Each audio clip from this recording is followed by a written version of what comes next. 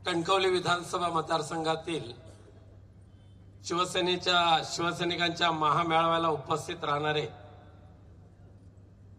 आपले पक्षप्रमुख आदरणीय उद्धवजी ठाकरे साहेब,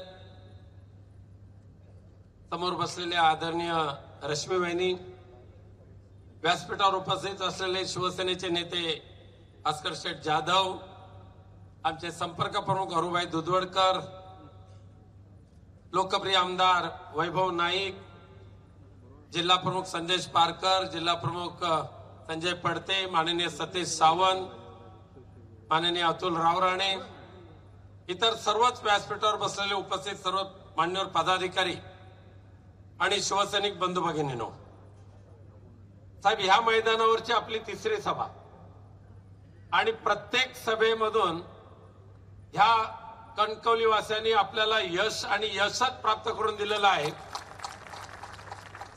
आणि अवघ्या 24 तासाच्या आत या मैदानावरची सभा या शिवसेनेच्या पदाधिकाऱ्यांनी आयोजित केलेली आहे। त्यामुळे पदाधिकाऱ्यांचं खरोखरच मनापासून कौतुक करायला पाहिजे।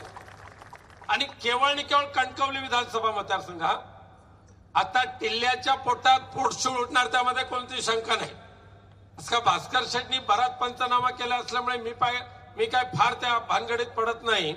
पण एक मात्र नक्की साहेब, सकाळी उठल्यापासून संध्याकाळी झोपेपर्यंत भारतीय जनता पक्षाने काही जणांना भुंकण्यासाठी जे पाळलेले प्राणी आहेत ना, तो एक प्राणी इथे कणकवलीमध्ये राहतो। हाताने काम काय होत नाही।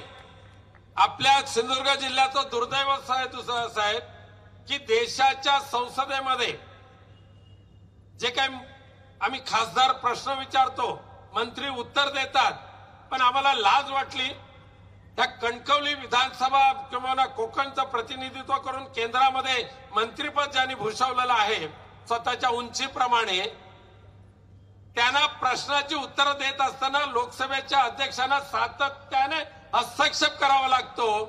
अशा पद्धतीचं हे भोकाड जे आहे हे मुख्यमंत्री त्या केंद्रामध्ये मंत्री म्हणून जाऊन बसलेला आहे। इथे काय करायचं नाही।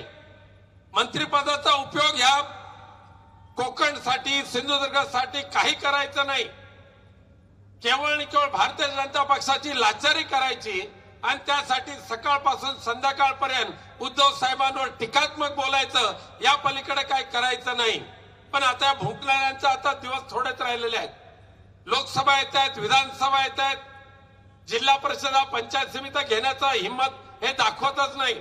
साहेब मागच्या 2 वर्षापासून या महाराष्ट्रामध्ये जिल्हा परिषद पंचायत समिती हे लोकप्रतिनिधी नाही, या प्रशासकाच्या माध्यमातून जेवढं ओरबाडून घ्यायचं आहे तेवढं ओरबाडून घेत आहेत। आणि आपण मुख्यमंत्री झालात आणि प्रथमच ज्या वेळेला सिंधुदुर्ग जिल्ह्यामध्ये आलात, मी आणि वैभव नाईक बाजूबाजूला बसलो होतो। आपण सांगितलं तुम्ही बोला काय हवंय तुम्हाला। दोघांनी आम्ही एकाच सुरात म्हटलं की आम्हाला बाकी काय नको, की हा जिल्ह्याला द्यायचं असेल तर शासकीय वैद्यकीय महाविद्यालय द्या। आणि साहेब त्याच एका बैठकीमध्ये सिंधुदुर्ग जिल्ह्याला आपण शासकीय वैद्यकीय महाविद्यालय दिलं। त्याच ह्या जिल्ह्यामध्ये पर्यटनाच्या दृष्टिकोनातून करोड रुपयाचा निधी आदित्यजी ठाकरे यांनी दिला। त्याच जिल्ह्यामध्ये भूमिगत विद्युत वाहिन्यांसाठी जवळजवळ 2000 कोटी आपण दिले। त्याच जिल्ह्यामध्ये शेतकऱ्यांच्या म्हणजे अंबानी काजू उत्पादक शेतकऱ्यांना भरीव तरतूद करून दिली। तोक्ते आणि निसर्ग चक्रीवादळ आलं त्यावेळेला SDRF NDRFचे नॉर्म्स बाजूला ठेवून सर्वात जास्त भरपाई तुम्ही प्राप्त करून दिली आणि केवळ आणि केवळ कोकणासाठी दिलेली आहे, इतरत्र कुठे दिलेली नाही।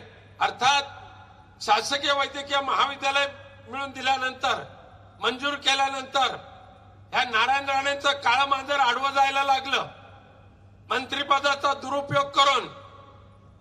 मला आठवतंय तुम्ही मुख्यमंत्री असताना त्या नारायण राणेने अनेक वेळा सांगतो मी फोन केला नाही, पण त्यांचं मेडिकल कॉलेज मंजूर करायला तुम्हाला 2 वेळा फोन केला।